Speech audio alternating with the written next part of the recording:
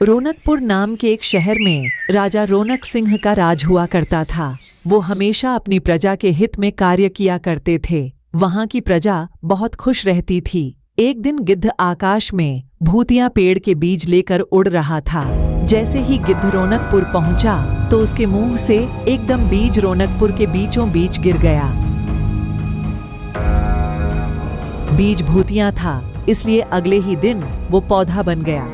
वहाँ के स्थानीय निवासियों ने जब पौधे को देखा तो हैरान रह गए, क्योंकि पौधे का रंग काला था। बाद में लोगों ने आपस में चर्चा की और यह समझा कि खेत में उगने वाला कोई घास पात या वनस्पति होगी। दूसरे दिन वो पौधा काफी बड़ा हो गया। लोगों को और ज्यादा दुविधा हुई कि एक ही दिन में ये पौधा इतना बड़ा कैसे हो गया। होते होते वो पौधा तीसरे दिन पेड़ बन गया।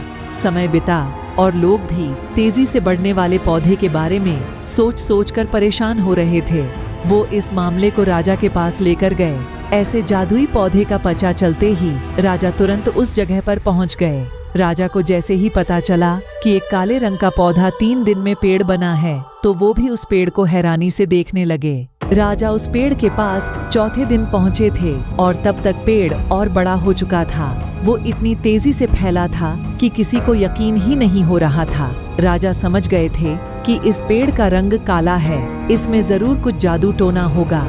इसी सोच के साथ राजा ने घोषणा कर दी कि जो भी इस पेड़ को खत्म करेगा उसे वो इनाम के तौर पर 1000 सोने के सिक्के देंगे। यही नहीं, राजा ने यहाँ तक कहा कि पेड़ को खत्म करने वाला व्यक्ति मेरी मृत्यु के बाद मेरी राजगद्दी पाने का हकदार भी बनेगा। इतनी बड़ी घोषणा सुनने के बाद हर कोई पेड़ खत्म करने के लिए अपना दिमाग लगाने लगा। राजा के सारे चतुर मंत्रियों ने भी तरकीब लगाई, लेकिन पेड़ को कोई भी नष्ट नहीं कर पाया। किसी ने पेड़ के आसपास आग लगवाई तो एक मंत्री ने उस भूतिया पेड़ को हाथियों तक से खिंचवाया, लेकिन पेड़ को कुछ भी न हुआ। अब लोगों के मन में डर बैठ गया और उन्हें लगा कि पक्का यह ऐसा वैसा नहीं बल्कि भूतिया पेड़ है। तभी उस गांव के एक समझदार व्यक्ति को राजा की घोषणा का पता लगा। जानकारी मिलते ही वह अपने गुरु के पास भूतिया पेड़ से जुड़े रहस्य को जानने के लिए पहुंच गया। गुरुजी ने अपनी ध्यान की शक्ति को एकत्र करके देखा और उससे पूछा, क्या तुम पेड़ को खत्म करना चाहते हो? समझदार व्यक्ति ने जवाब दिया, हाँ गुरुजी, सब उससे परेशान हैं। गुरुजी ने बताया कि उसे खत्म करने का एक ही तरीका है। इसके लिए तुम्हें उस पेड़ के आसपास नमक डालना होगा। इस तरकीब के बारे में जानते ही वो व्यक्ति तेजी से राजा के पास गया और कहा कि इस पेड़ के आसपास आपको नमक डलवाना होगा।